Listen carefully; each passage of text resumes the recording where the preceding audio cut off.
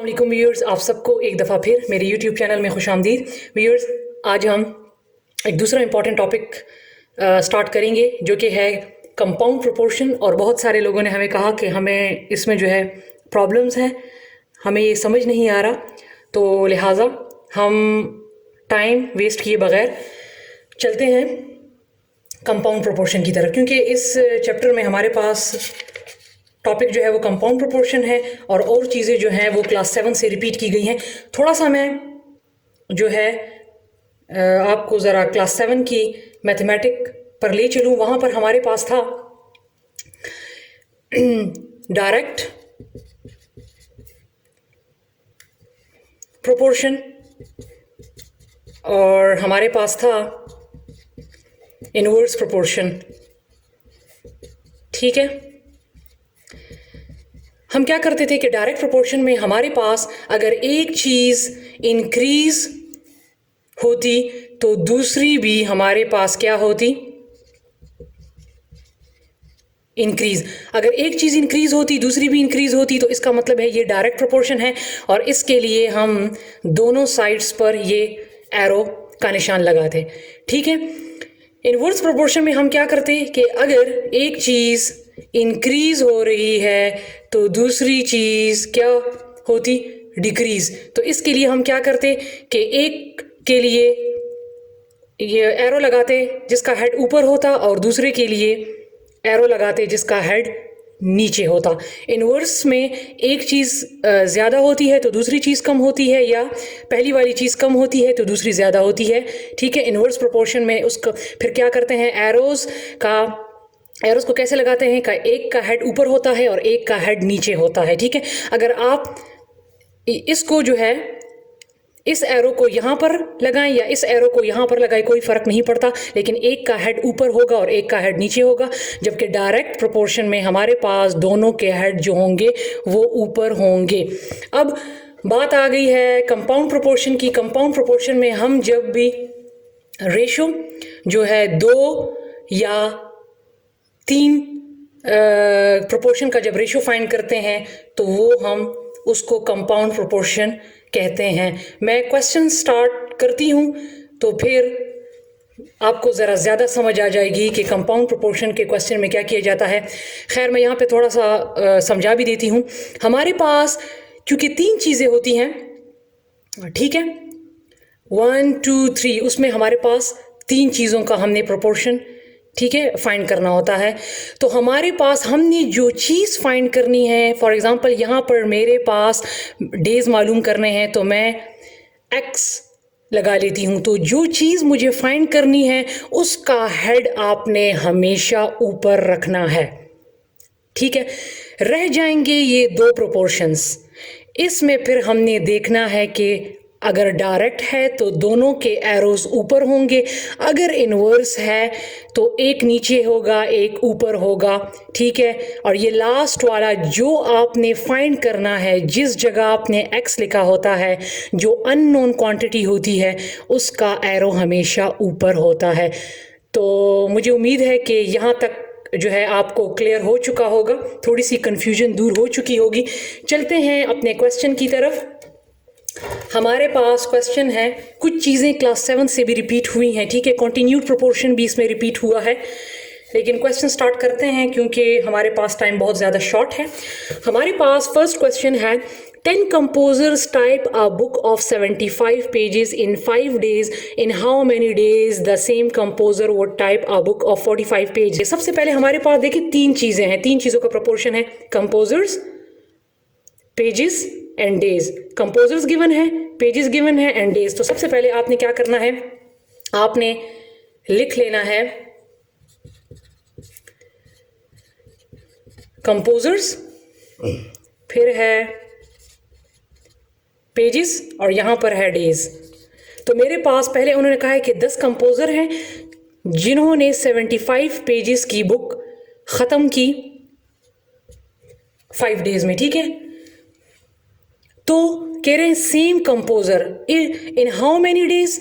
अब यहाँ पर क्या कहा है, इन हाउ मैनी डेज, कितने दिनों में। अब ये डेज हमने मालूम करने हैं, हाउ मैनी डेज, जो चीज़ मालूम करनी है उसकी जगह पे एक्स, सेम कंपोजर मीन वही 10 कंपोजर्स को अगर बुक दे दी जाए कितनी पेजेस की, 45 पेजेस की, तो वो कितने दिन में कंपोज करेंगे। तो अब आप देखिए, मैंने कहा था कि हमारे पास जो चीज़ फाइंड करनी है उसका एरो तो आपने हमेशा उसका जो हेड, एरो का हेड है वो ऊपर रखना है। अब रह गई ये दो चीज़ें। इसमें हमारे पास क्या है कि कंपोजर सेम है, ठीक है। आपने अंदाज़ा आप कैसे लगाना है, हमारे पास 10 कंपोजर हैं, उनको दे दी है बुक कितने पेजेस की, 75 की, जो उन्होंने कंपोज की 5 डेज़ में। 75 पेजेस की बुक 10 कंपोजर ने 5 डेज़ में की। अब वही कंपोजर हैं लेकिन अब पेजेस उनको कितने 45 पेजेस की बुक दे दी है। अब बुक जो है वो 45 पेजेस की है, तो जाहिर बात है जब पेजेस ज़्यादा थे तो दिन भी ज़्यादा थे, कंपोजर तो वही हैं। अब यहाँ पर जो पेजेस कम हो गए हैं तो मीन डेज़ भी अब कम हो जाएंगे। ये इंक्रीज़ हुई तो ये भी इंक्रीज़ हुई, ये डिक्रीज़ हुई तो ये भी डिक्रीज़ हुई, ठीक है। तो ऐसे प्रोपोर्शन जो हैं हमारे पास होते हैं डायरेक्ट। एक चीज़ इंक्रीज़ होती है तो दूसरी भी इंक्रीज़ होती है, एक चीज़ डिक्रीज़ होती है तो दूसरी भी होती है। तो हमने क्या करना है कि इसका एरो का हेड भी ऊपर रखना है और इसके एरो का हेड भी ऊपर रखना है, क्योंकि ये डायरेक्ट प्रोपोर्शन है, ठीक है। अब इसको सॉल्व कैसे करना है, हमारे पास जो टेल होती है पहले उसको लिखना है, फिर डिवाइड करना है हेड पे, इक्वल टू टेल डिवाइड करना है हेड पे, फिर टेल डिवाइड करना है हेड पे।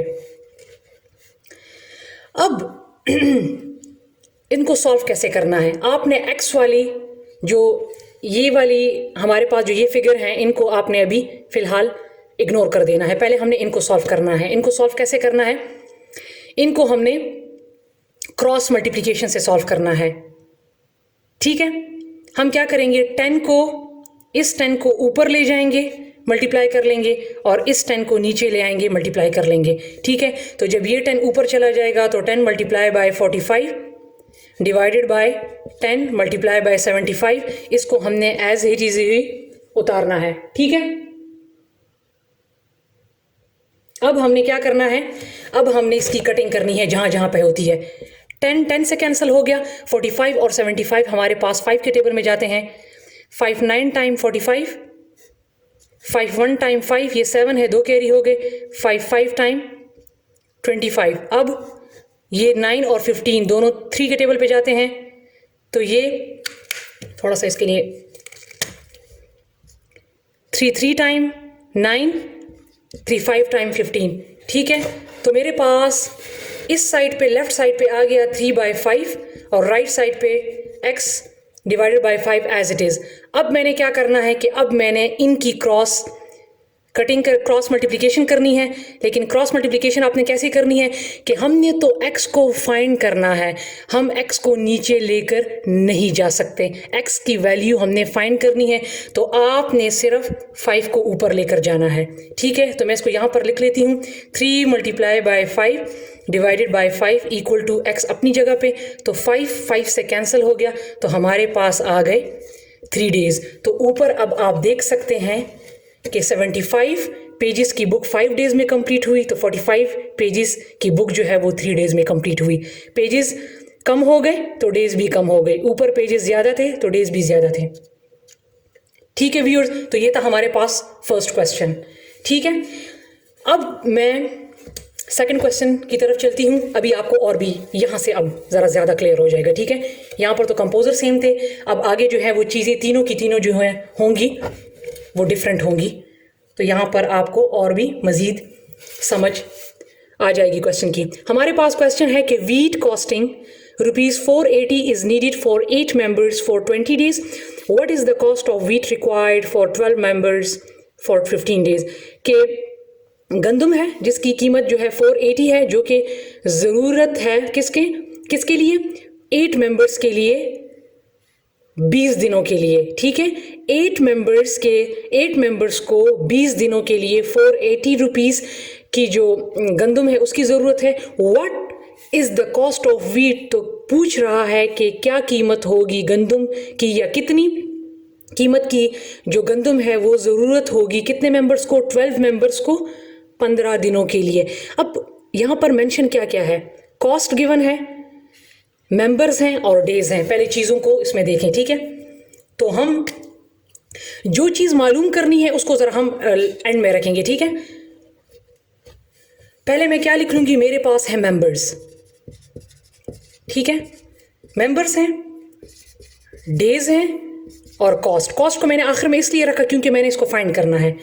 अब उन्होंने क्या कहा है कि मेंबर्स पहले कितने थे, 8 मेंबर्स, 20 डेज, जिनके लिए 480 रुपीज़ की गंदम ज़रूरत थी। मेंबर्स कितने थे, 8 मेंबर्स थे, 20 दिन थे और कॉस्ट कितनी है, 480।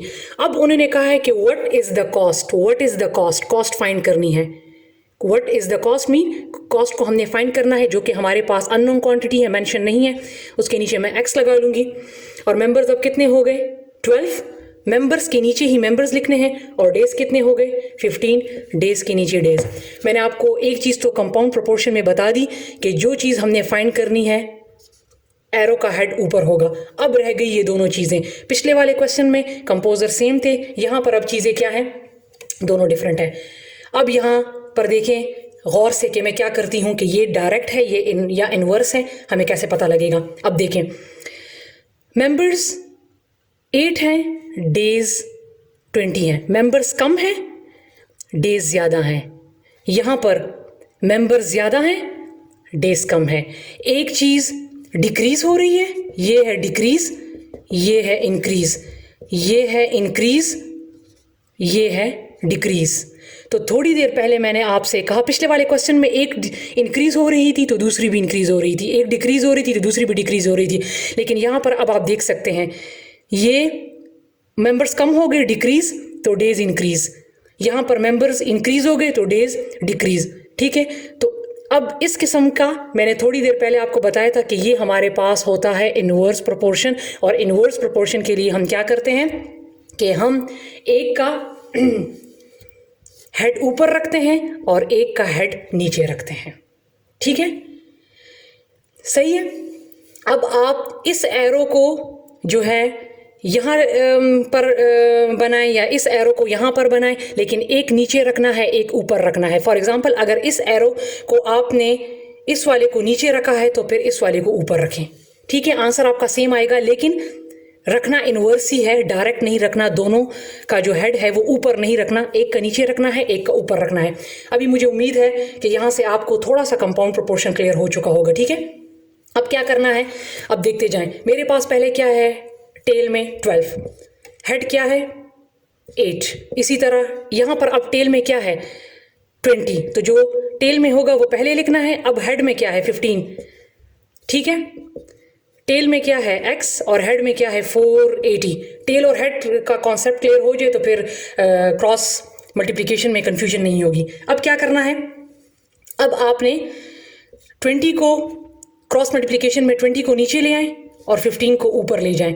तो 12 multiply by 15, 8 multiply by 20, x 480 को इसी तरह रहने दें। अब क्या करना है, अब जहाँ जहाँ पर क्रॉस कटिंग होती है उसकी क्रॉस कटिंग कर लें। अब देखें 5 3 टाइम 15, 5 4 टाइम 20, 4 1 टाइम 4, 4 3 टाइम 12। अब इनकी मजीद कटिंग नहीं होती तो ऊपर 3 3 टाइम 9, मेरे पास 9 रह गया, नीचे 8 इक्वल टू x 480 उसी तरह रह गया। अब अगेन क्रॉस मल्टीप्लिकेशन करनी है, लेकिन x को हमने नहीं छेड़ना क्योंकि x को नीचे नहीं लेकर जा सकते, हम सिर्फ 480 को ऊपर लेकर जाएंगे। तो 9 multiply by 480 divided by 8 equal to x। 8 1 time 8, 8 6 time 48, 0 अपनी जगह पे। तो जब इन दोनों को मल्टीप्लाई कर लेंगे तो आपके पास आंसर आ जाएगा 540 रुपीज़, ठीक है। तो x हमने फाइंड कर लिया 540 रुपीज़, ठीक है। अब हम चलते हैं नेक्स्ट क्वेश्चन की तरफ।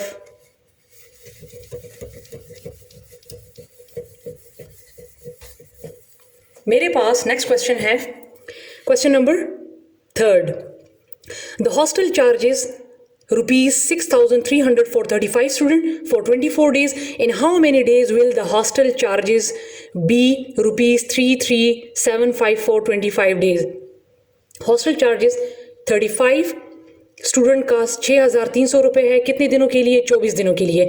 इन हाउ मेनी डेज, तो कितने दिनों में will the hostel charges, hostel की जो चार्जेस है वो 25 स्टूडेंट्स के लिए जो है 3,375 हो जाएगी। देखिए चीज़ें क्या क्या मेंशन है, जो चीज़ें हमने फाइंड कर, जिस चीज़ को हमने फाइंड करना है वो तो हमने एंड में रखना है। यहाँ पर देख लें, in how many days, days हमने फाइंड करना है तो लिहाजा मैं डेज को एंड में रख लूँगी। अब क्या है, चार्जेस हैं मेरे पास, स्टूडेंट्स हैं और डेज हैं। चार्जेस, स्टूडेंट्स और ये है डेज। तो मेरे पास चार्जेस देख लें कितने हैं, 6,300, स्टूडेंट्स कितने हैं 35 और डेज कितने हैं 24, ये मेरे पास मेंशन है। 6,300 तो स्टूडेंट्स 35 स्टूडेंट्स के लिए और कितने दिनों के लिए 24। अब कह रहा है कि इन हाउ मेनी डेज, अब ये मालूम करने हैं तो जो चीज़ मालूम करनी है वो है x. Will the hostel charges, charges कितने हैं अब 3,375 और अब स्टूडेंट कितने हो गए 25। अब आप देखिए मैंने कहा था कि जो चीज़ फाइंड करनी है उसका हेड जो है वो ऊपर रखना है, ठीक है। अब क्या है, अब इन दोनों को देखना है कि ये डायरेक्ट है या इनवर्स हैं। तो अब आप देखें स्टूडेंट्स कितने हैं 35, तो चार्जेस कितने हैं 6,300, स्टूडेंट्स कितने हैं 25, तो चार्जेस भी कितने हैं 3,375।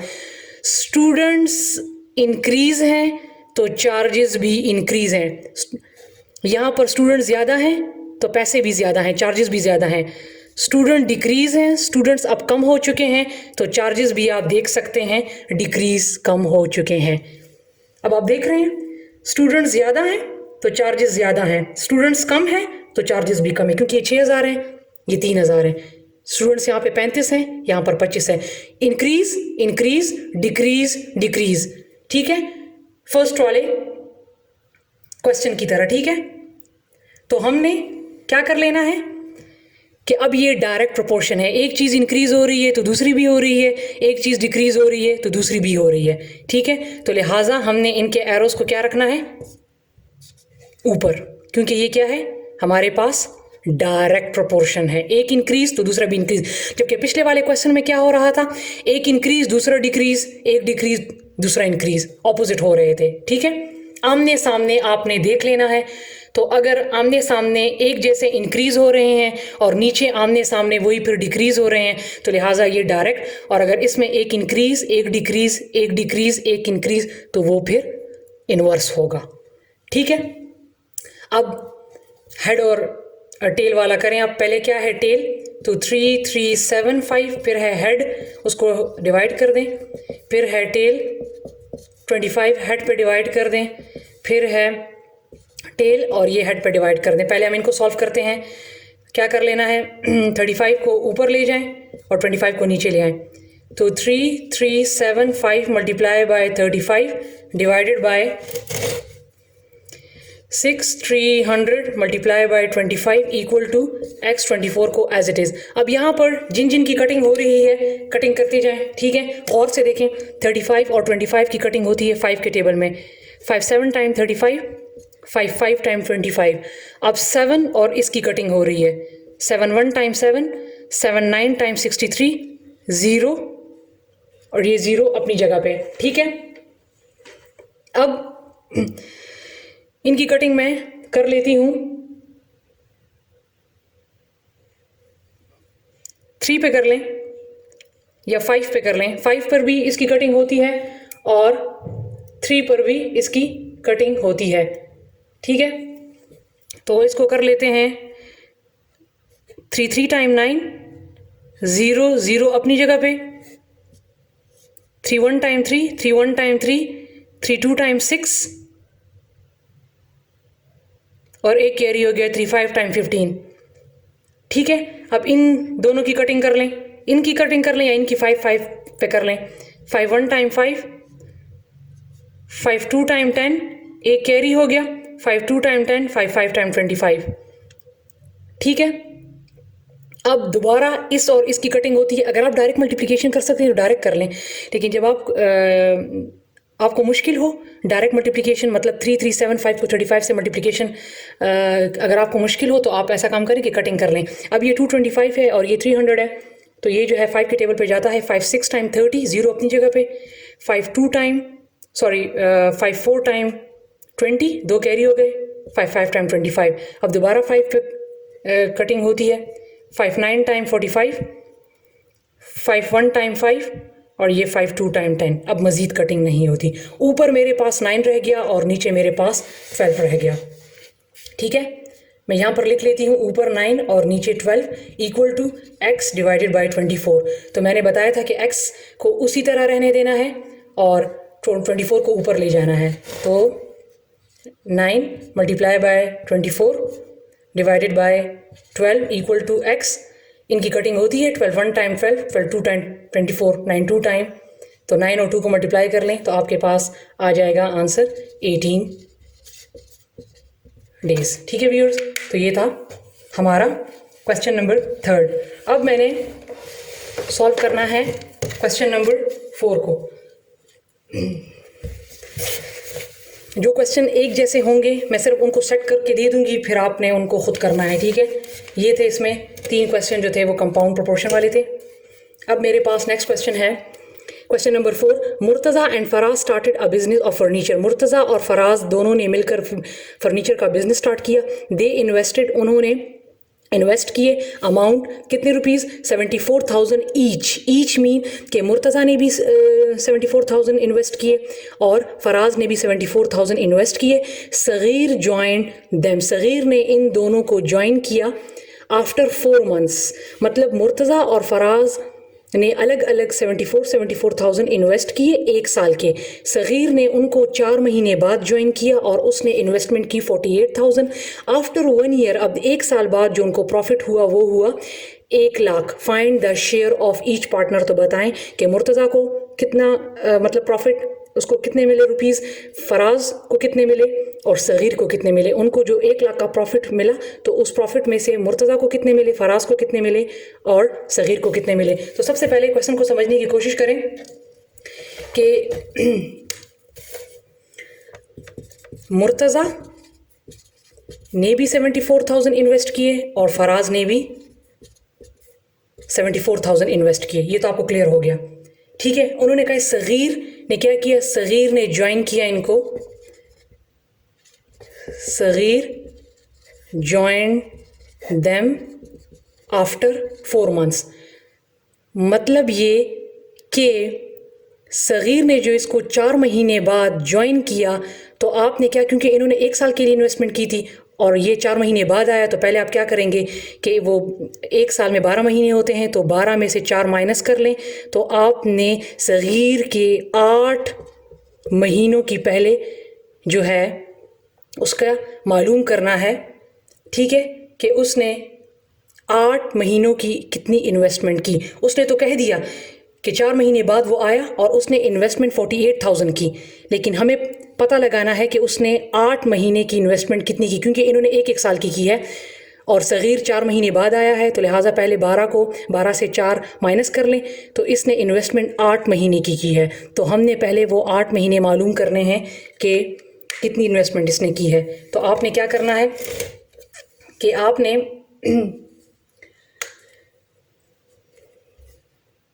8 मंथ्स की इन्वेस्टमेंट मालूम करनी है। तो आपने क्या करना है, इसने जो इन्वेस्ट किया है 48,000 उसको 12 महीने पे डिवाइड कर देना है।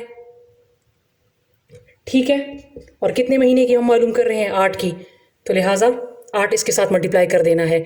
तो अब 12 1 टाइम 12 और 12 4 टाइम 48, 1 2 3, 8 को 4,000 से मल्टीप्लाई कर लें तो आपके पास आ जाएगा 32,000। इसका मतलब है कि सगीर ने जो है 8 महीनों की इन्वेस्टमेंट जो है वो 32,000 की। ठीक है, उसने 8 महीने की है। ठीक है, अब आपने क्या करना है कि मुर्तज़ा, फराज और सगीर ने जो इन्वेस्टमेंट की है इनका रेशो फाइंड करना है और रेशो के बाद हमने बताना है कि प्रॉफिट में से मुर्तज़ा, फराज और सगीर को कितने कितने मिले। ठीक है, क्योंकि उन्होंने कहा है कि शेयर मालूम करना है हर एक पार्टनर का। तो हमने पहले क्या करना है,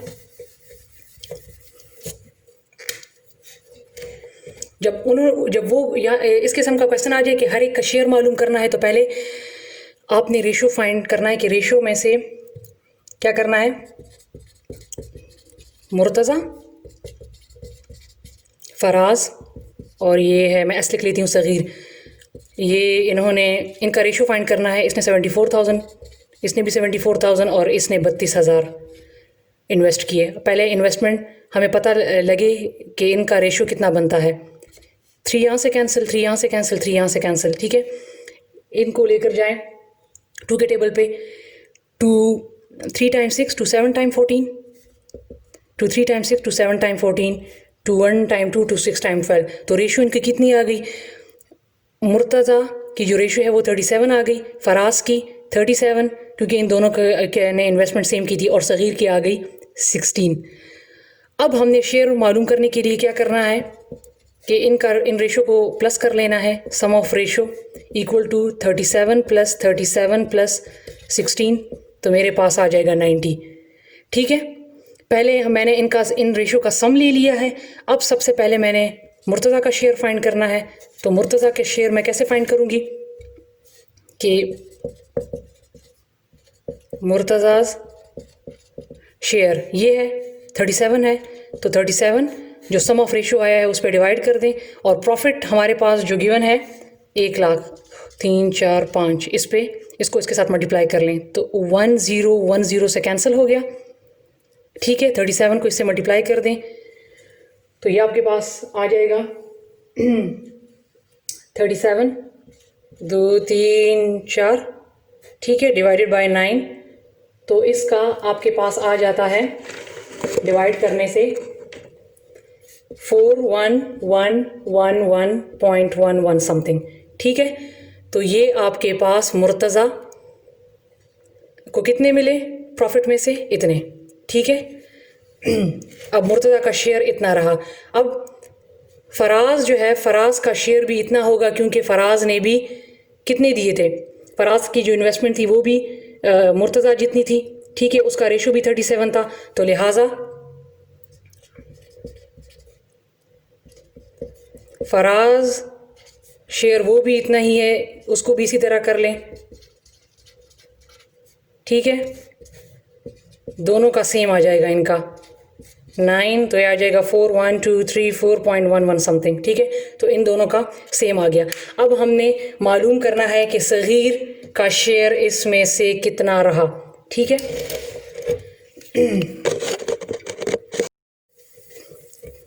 तो हमारे पास रेशो कितना था, सगीर ने जो इन्वेस्टमेंट की थी 32,000। ठीक है, उसमें से इसका रेशो कितना था 16। Sagir share 16, some of ratio कितना था 90 मल्टीप्लाई बाय 2 3 4 5, ये इससे कैंसिल हो गया। 1 2 3 4, इसको इससे मल्टीप्लाई कर दें और इसको डिवाइड कर दें तो इसका आपके पास आ जाएगा सगीर का 1777.7 समथिंग। ठीक है, तो ये सगीर का शेयर रहा। तो ये था हमारे पास आंसर। ठीक है व्यूअर्स, अब हम चलते हैं अपने नेक्स्ट क्वेश्चन की तरफ। जब भी शेयर की बात आ जाए कि हर एक का शेयर फाइंड करें तो सबसे पहले आपने रेशो फाइंड करना है। रेशो को जो है सम करना है, उसका सम ले लेना है और फिर एक एक रेशो जो आ चुका है उससे फिर आपने शेयर को फाइंड करना है। देखें हमारे पास नेक्स्ट क्वेश्चन भी इसी तरह है, मैं सिर्फ समझा दे रही हूँ। 3 ब्रदर्स हैं जिन्होंने बिजनेस स्टार्ट किया ब्रिक्स एंड सीमेंट का, ईंटों का और सीमेंट का। दियर रेशो, अब आप यहाँ पर इन्होंने आपको रेडीमेड रेशो दी थी। ठीक है, यहाँ पर रेशो मेंशन नहीं थी, इस वजह से हमने पहले रेशो फाइंड की, फिर उसका सम लिया, उसके बाद शेयर फाइंड किया। अब यहाँ पर आप लोगों को पहले ही से रेशो दे दिया है, इसका सम कर लें। ठीक है, मैं सिर्फ इसको थोड़ा सा करके दे देती हूँ। सम ऑफ रेशो कितना आ जाएगा 2 3 रेशो 4। ठीक है, इसको प्लस कर लें तो ये आ जाएगा 9। ठीक है, और यहाँ पर जो है प्रॉफिट इन्होंने अर्न किया है 72,000। ये सम ऑफ रेशो आपने कर लिया, ठीक है, ये आपके पास आ गया। फिर प्रॉफिट इन्होंने इतना जो है अर्न किया है 3 ब्रदर से, तो पहला जो फर्स्ट ब्रदर है पहला उसके शेयर फाइंड करें।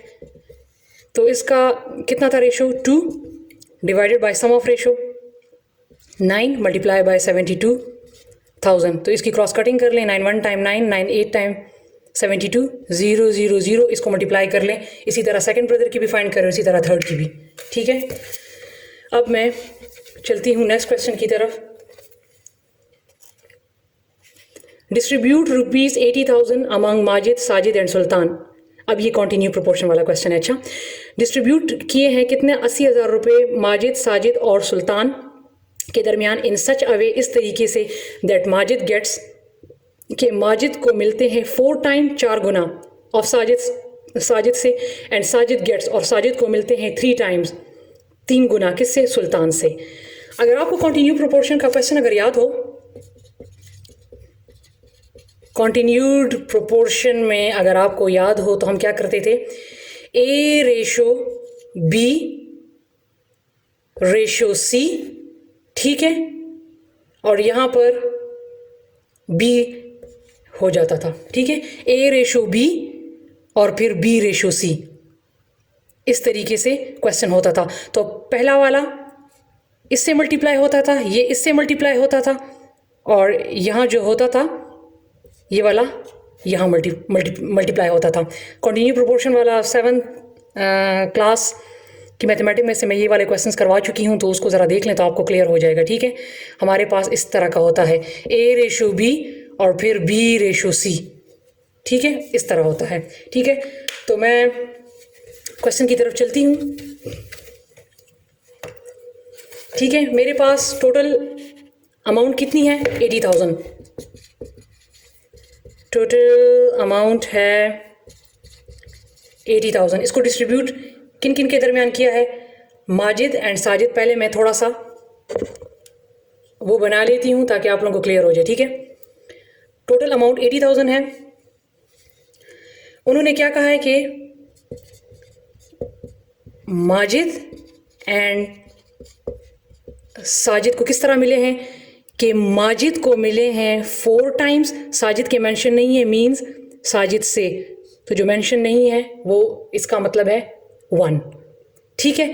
फिर उन्होंने कहा है कि साजिद एंड सुल्तान को मिले हैं, अब यहाँ पर साजिद को मिले हैं 3 और सुल्तान के नहीं मेंशन, सुल्तान से, तो वो भी हुआ 1। अब आप देख लें, Majid gets 4 time of Sajid, तो ये माजिद को कितने मिले, 4 टाइम्स ऑफ साजिद के मेंशन नहीं था तो 1, and Sajid gets 3, Sajid gets 3 time of Sultan, Sajid and Sultan, तो साजिद को मिले 3 और सुल्तान से, तो सुल्तान के मेंशन नहीं है तो 1। अब इनको वो A ratio B ratio C में हम कैसे करते हैं, 3 पहले नाम है, कौन है, माजिद है,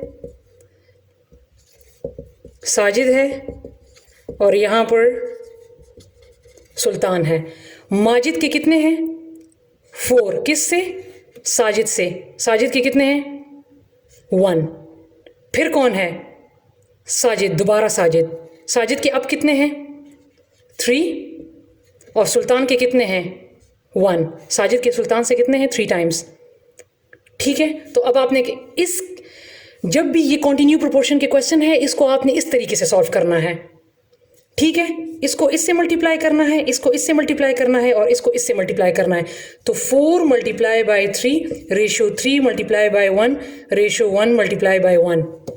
तो मेरे पास इसका माजिद का रेशो आ जाएगा कितना, 12, साजिद का 3 और सुल्तान का 1, ठीक है। ये मेरे पास आ गया। अब मैंने क्या करना है, ये रेशो मेरे पास आ गई, ठीक है। अब मैंने इनको प्लस कर लेना है, जिस तरह हम सम ऑफ रेशो करते हैं, ठीक है।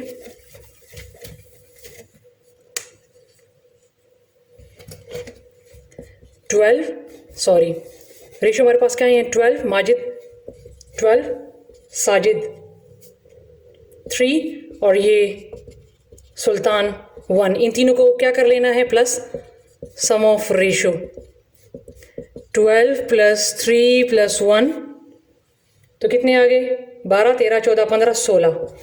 अब हमने क्या करना है, बताना है कि माजिद को कितने मिले 80,000 में से, साजिद को कितने मिले, सुल्तान को कितने मिले।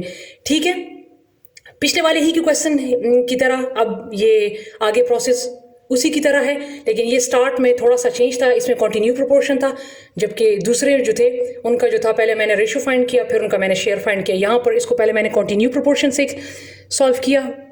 ठीक है, जब मेरे पास रेशो आ गया तो अब मैं जो है इसके बाद जो प्रोसेस है वो पिछले वाले ही की क्वेश्चन ही की तरह है। ठीक है, तो मैंने पहले क्या करना है मैंने शेयर कितना मिला, पहले मैंने किसका फाइंड करना है, माजिद का, शेयर ऑफ माजिद। रेशो कितना है माजिद का 12, सम ऑफ रेशो कितना है 16 और अमाउंट कितना है 80,000, 80,000। ठीक है, तो ये 4 4 टाइम 16, 4 2 टाइम 8, 1 2 3 4। ठीक है, फिर 4 1 टाइम 4, 4 5 टाइम 20, 1 2 3। तो इसको मल्टीप्लाई कर लें तो ये आपके पास आ जाएगा 60,000। तो ये माजिद का शेयर आ गया। इसी तरह आप साजिद का 3 डिवाइडेड बाई 16 मल्टीप्लाई बाई 80,000 और इसी तरह 1 डिवाइडेड बाई 16 मल्टीप्लाई बाई 80,000 कर लें तो आपके पास आंसर आ जाएगा। ठीक है, तीनों का शेयर जो है वो मालूम हो जाएगा। अब हमारे पास लास्ट क्वेश्चन है कि Yunus left property of ₹2,50,000 for his 2 sons and 1 daughter. Yunus ने जायदाद छोड़ी कितनी रुपीस की, 2,50,000 की, फॉर हिज 2 सन, 2 बेटों के लिए, एंड 1 डॉटर, एक बेटी के लिए। इफ़ ईच सन गेट्स, अगर हर एक, ईच मीन अगर हर एक बेटे को 2 टाइम्स ऑफ डॉटर, 2 गुना मिलता है बेटी से, then find the share of each. ठीक है, तो इनका हर एक का शेयर फाइंड करें। अब क्या है कि प्रॉपर्टी जो थी, टोटल प्रॉपर्टी, टोटल अमाउंट कितना है 2,50,000। ठीक है, 2,50,000। ठीक है, ये टोटल अमाउंट है। सन्स उसके कितने हैं 2। ठीक है, और डॉटर 1। ठीक है, उन्होंने कहा है कि अगर बेटों को, हर एक बेटे को जो है वो दुगना हिस्सा मिलता है बेटी से, तो हर एक का शेयर मालूम करें।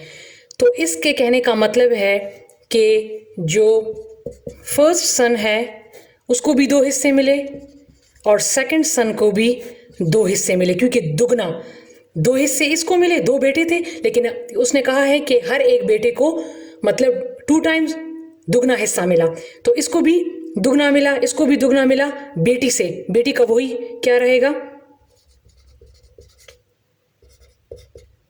डॉटर का वही एक रहेगा। ठीक है, एक हिस्सा। ठीक है, अब आपने क्या कर लेना है, वही तरीका है, थोड़ा सा ऊपर से चेंज था। ठीक है, क्योंकि क्वेश्चन थोड़ा सा चेंज था कि हर एक बेटे को दुगना हिस्सा मिला, तो इसको भी 2 हिस्से मिला, इसको भी 2 हिस्से मिला, क्योंकि ईच कहा है, तो इसको भी 2, इसको भी 2, बेटी से, बेटी का वही एक रहेगा। ठीक है, अब हमने क्या कर लेना है, सम ऑफ रेशो, इनका सम कर लेना है। इसके बाद तरीका वही आप लोगों ने अप्लाई करना है, वही है 2 + 2 + 1, तो ये सम ऑफ रेशो कितना आ गया 5। तो अब शेयर फाइंड करना है, पहले फर्स्ट सन का, तो ये फर्स्ट सन्स शेयर, रेशो कितना आया है इसका 2, सम ऑफ रेशो 5 और अमाउंट कितनी है 2,50,000। तो इसकी कटिंग कर लें, 5 1 टाइम 5, 5 5 टाइम 25, 1 2 3 4, 1 2 3 4। ठीक है, तो 2 मल्टीप्लाई बाय 50,000, तो फर्स्ट सन का आ गया 1 लाख। ठीक है, सही है। ये आ गया 1 लाख। पहले बेटे को 1 लाख मिल गया।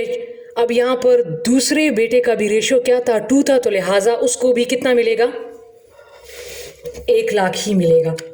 ठीक है, अब मैं सेकंड सन का भी फाइंड कर लेती हूँ। सेकंड सन्स शेयर, उसका भी कितना था, रेशियो 2 था। सम ऑफ रेशियो कितना आया था हमारे पास जब प्लस किया 5, और ये 2,50,000।